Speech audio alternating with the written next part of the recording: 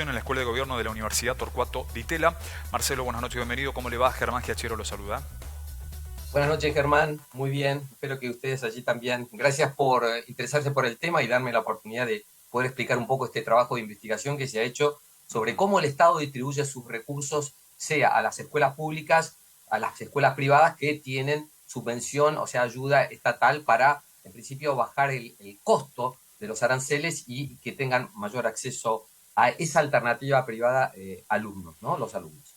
Bien, en detalle podemos concentrarnos un poco más para conocer un poco más de datos de este informe, que por supuesto es muy interesante.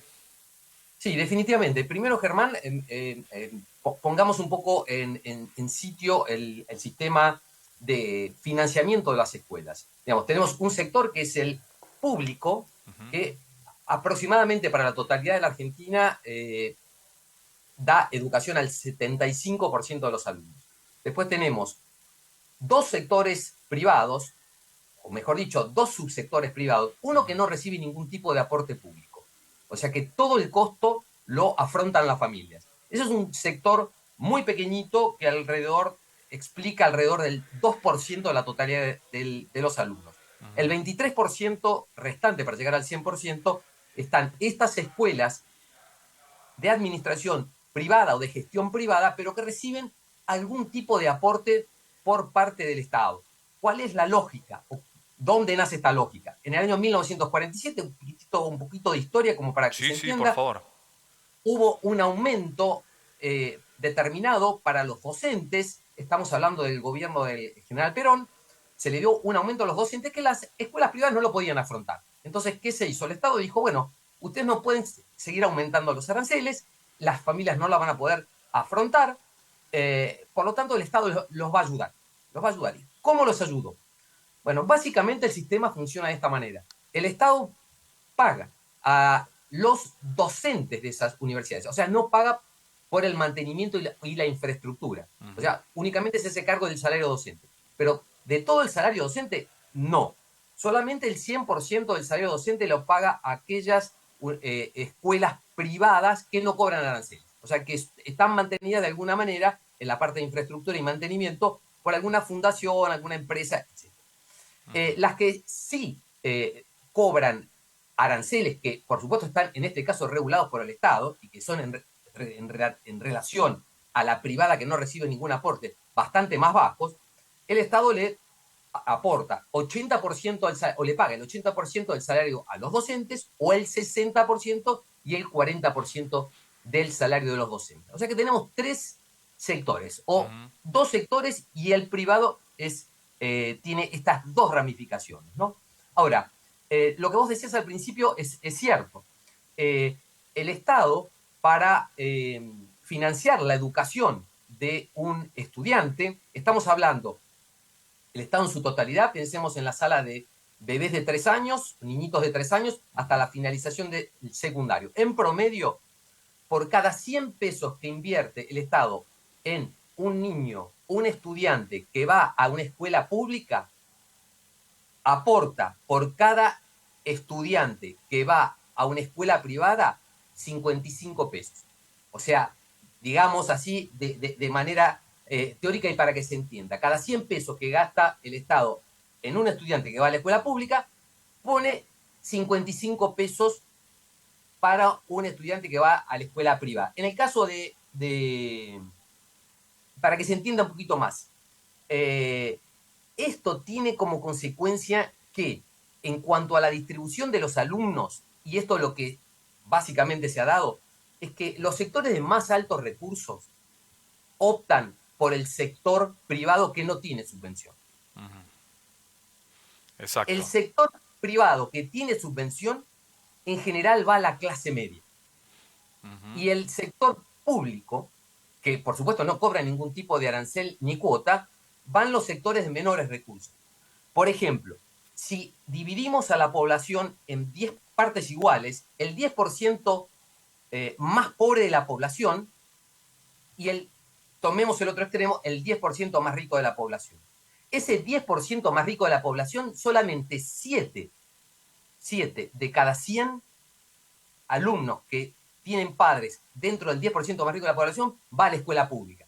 Cuando tomás el otro extremo de niños cuyos padres están dentro del 10% más pobre de la población, el 95% de los alumnos va a la escuela pública. O sea que desde ese punto de vista, fiscalmente hablando, y en términos de cómo el Estado financia a las escuelas, habría un principio de equidad distributiva, ¿no? Marcelo, ya voy a consultarle respecto de las causas en este caso, por allí si se pudieran trazar algunas razones, pero por ahí también quería ver si se puede hacer un análisis de valor, porque estos son datos objetivos, no podemos decir esto es bueno o es malo, pero si se pudiera realizar un análisis, una valoración de estos datos, ¿qué podemos decir? ¿Es positivo, es negativo? Por supuesto que depende de la óptica de cada uno, ¿no? Pero ¿cómo lo ve usted en este caso? Bueno, correcto. El problema principal es que si la educación fuese absolutamente gratuita, y estamos hablando, otra vez, de la sala de 3 hasta la finalización de secundaria, que es el segmento que se estudió. Si fuese completamente gratuita y lo tuviese que pagar completamente, totalmente el Estado, prácticamente no habría forma y quebraría. Lo que ocurre acá es una especie de sistema solidario, llamémosle de esa manera, en el cual las familias que pueden afrontar parte del costo lo hacen. Por lo tanto, de alguna manera el Estado se está ahorrando parte de esos recursos y lo que vemos que esos recursos que se ahorra en general van directamente a las familias de menores recursos. Por eso decía que el 10% más pobre de la población, el 95% de los niños que pertenece a ese segmento de la población utiliza la educación absolutamente gratuita. Entonces, tiene más que ver con una cuestión de incapacidad, insolvencia del Estado para poder financiar absolutamente todo el sistema. Y después podríamos hablar de cuestiones de equidad. Si las personas que tienen la capacidad para pagar por la educación de sus hijos, debería el Estado realmente pagarle o ellos también deberían ser solidarios y dar una parte de sus ingresos para no consumir recursos que en un Estado como el argentino, con problemas de déficit fiscal permanentes, con tensiones en cuanto a ingresos y egresos, que se gasta más de lo que ingresa, entonces me parece que desde ese punto de vista el sistema se comporta de una manera bastante eficiente y con una cierta equidad distributiva. Después te estaría, y que no forma parte del informe puntualmente, lo que ocurre en las universidades donde son gratuitas y son sobreutilizadas por los alumnos o alumnos de familias o de recursos más aventajados. Pero ese es otro tema que, bueno, se puede tocar o no, pero que no fue parte del informe. Pero digo, cuando hablamos del sector de educación obligatoria, de los 3 años hasta la finalización de secundaria, creo yo, desde un punto de vista de eficiencia, creo que es, no digamos óptimo, pero es bueno, es equitativo. Digamos, no habría otra forma de financiarlo, digamos, porque no estamos en Finlandia, no estamos en un país desarrollado que tiene recursos abundantes para poder financiarlo. Me parece que de esta manera se logra ese objetivo. Y después está la otra cuestión, ¿no?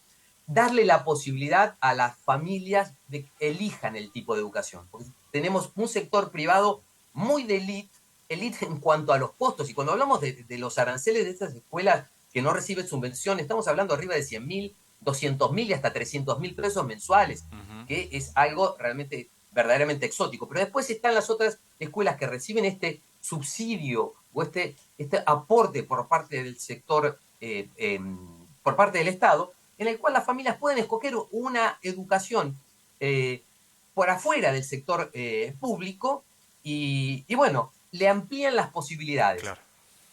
Por otro lado, y finalizo con esto, digamos, por supuesto contesto alguna otra pregunta si corresponde, esto también tiene consecuencias negativas, porque yo, digamos, estoy mostrando por ahí el lado más no digamos romántico, pero más claro, más rosa de la cuestión. se produce, y como consecuencia de esto, una concentración o una segmentación de escuelas de acuerdo a la condición social. Claro. Eso en la Argentina Ujú. anteriormente no ocurría, es decir, los sectores menos favorecidos se concentran en el Estado y los más favorecidos en las escuelas públicas. Y está visto que en realidad es muy importante que la sociedad se integre, que los chicos se integren de las distintas clases sociales, porque hay un efecto muy Ujú. importante en educación que se denomina efecto de pares, en el cual el tener una clase más heterogénea en cuanto a conocimientos y clases sociales, punto de vista y diversidad, hace una sociedad mucho más rica, mucho más expuesta a la realidad y Ujú. no convertirse en especie de feudos o guetos donde, bueno, digamos, desde ese punto de vista, el sistema provoca este fenómeno, ¿no? Ujú. Marcelo, muy interesante el tema, muy clara la exposición y por supuesto nos gustaría charlar mucho más, pero el tiempo se nos ha agotado. Seguramente en alguna otra ocasión estaremos conversando sobre este y otros temas más. Muy interesante la exposición y le agradecemos desde Canal 20 Noticias. Al contrario, el agradecimiento es mío, Germán, y que tenga buenas noches. Muchas gracias, un abrazo. Nosotros continuamos, estamos al